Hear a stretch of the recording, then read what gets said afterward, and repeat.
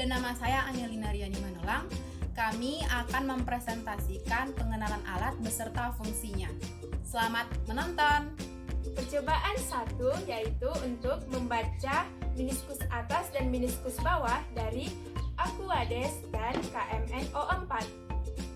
Nah, alat dan bahan yang digunakan yaitu yang pertama pipet tetes dalam laboratorium seperti ini.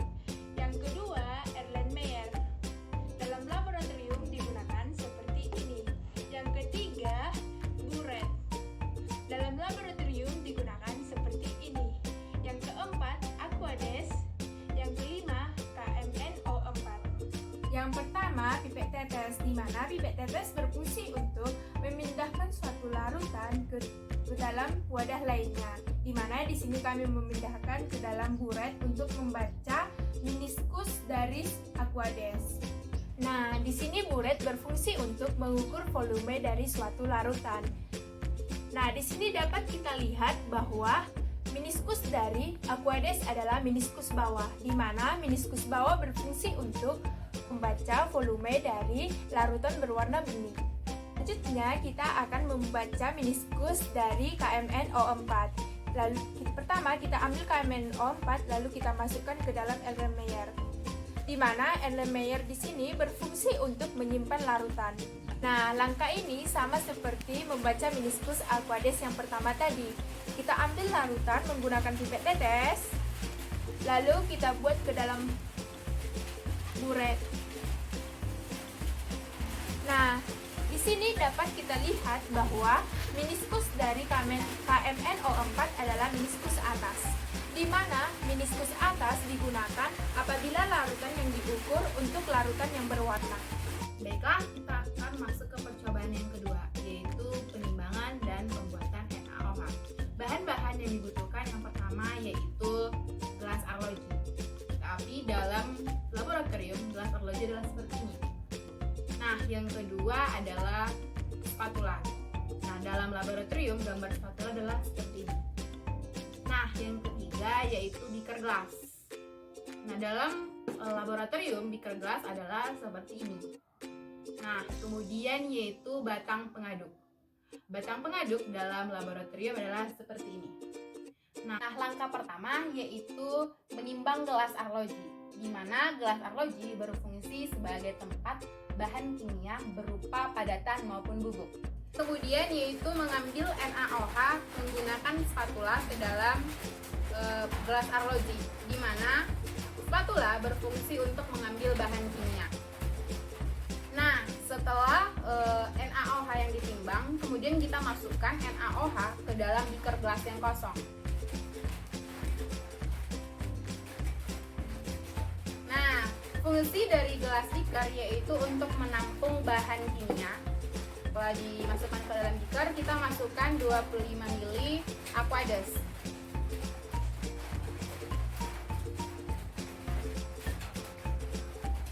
Nah, setelah campurannya larutannya sudah tercampur dan homogen, kita diamkan beberapa menit untuk memperhatikan endapan.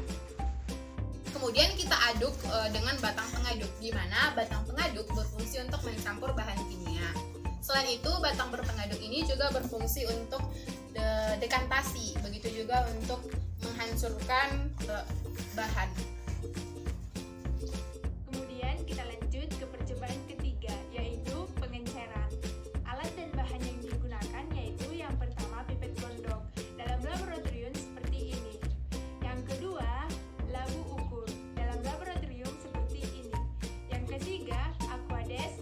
Yang keempat, CH3COOH. Nah, langkah yang pertama yaitu kita mengambil larutan menggunakan pipet gondok, di mana fungsi dari pipet gondok adalah mengambil larutan sesuai dengan volume dari pipet gondok. Lalu kita masukkan ke labu takar.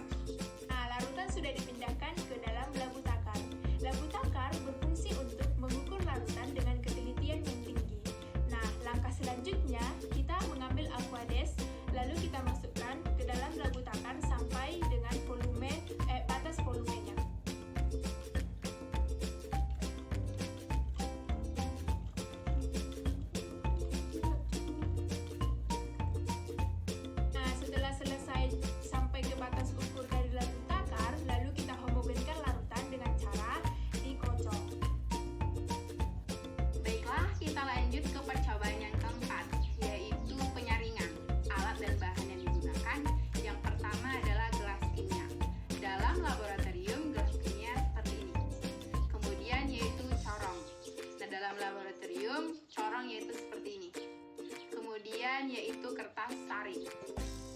laboratorium kertas saring adalah seperti ini. Dan Aquades dan NaOH. Nah, kemudian kita masukkan NaOH ke dalam gelas kimia.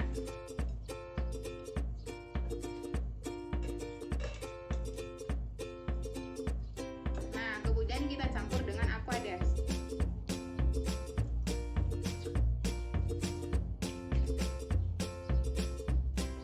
Nah, setelah kita campur, kita homogenkan dia dengan batang pengaduk. Kemudian kita aduk dengan batang pengaduk. Nah, gelas kimia ini berfungsi sebagai tempat dari suatu zat.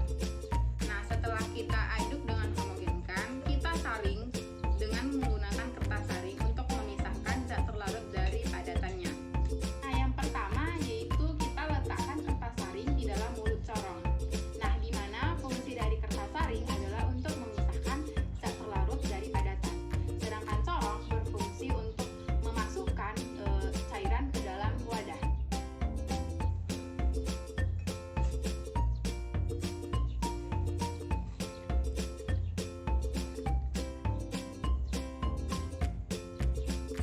Nah, setelah kita saring, kita akan perhatikan endapan di dalam kertas saring. Baiklah, kita sampai ke percobaan yang kelima atau percobaan yang terakhir dalam kelompok kami, yaitu pengukuran pH. Alat dan bahan yang digunakan adalah yang pertama, tabung reaksi. Dalam laboratorium kimia, bentuk tabung reaksi adalah seperti ini. Yang kemudian adalah rak tabung reaksi. Dalam laboratorium kimia yaitu seperti ini. Kemudian yaitu talenan, kemudian pisau, kemudian yaitu gilingan. Dalam laboratorium kimia seperti ini. Nah, kemudian alat pengukur pH atau kertas lakmus dalam laboratorium kimia yaitu seperti ini. Dan bahan yang kami gunakan adalah yang sebagai basa adalah rinso dan yang sebagai asam adalah jeruk nipis. Kemudian kami menggunakan Aquades. Yang pertama adalah kita belah jeruk nipis menggunakan pisau. Pisau berfungsi yaitu untuk membagi dua dan untuk memotong suatu benda di atas talenan. Nah, talenan berfungsi sebagai tempat untuk memotong. Nah, setelah dipotong, kemudian jeruk nipis kita giling untuk mendapatkan ekstraknya atau airnya.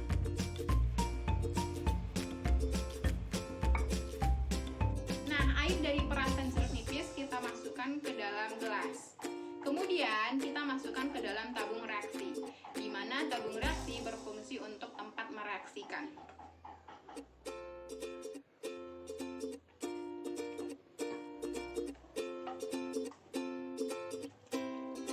Nah, ini adalah untuk tabung reaksi yang berisi asam. Kemudian kita masukkan juga untuk yang basah.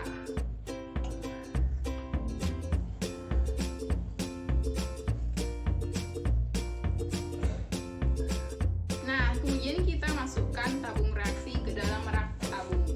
Nah, fungsi dari rak tabung adalah tempat tabung reaksi. Setelah itu kita ukur dengan menggunakan pengukur pH. Pengukur pH berfungsi untuk mengetahui pH dari suatu larutan.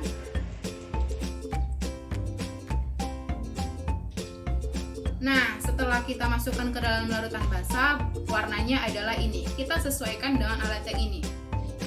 Nah, pH dari rinso ini adalah 12.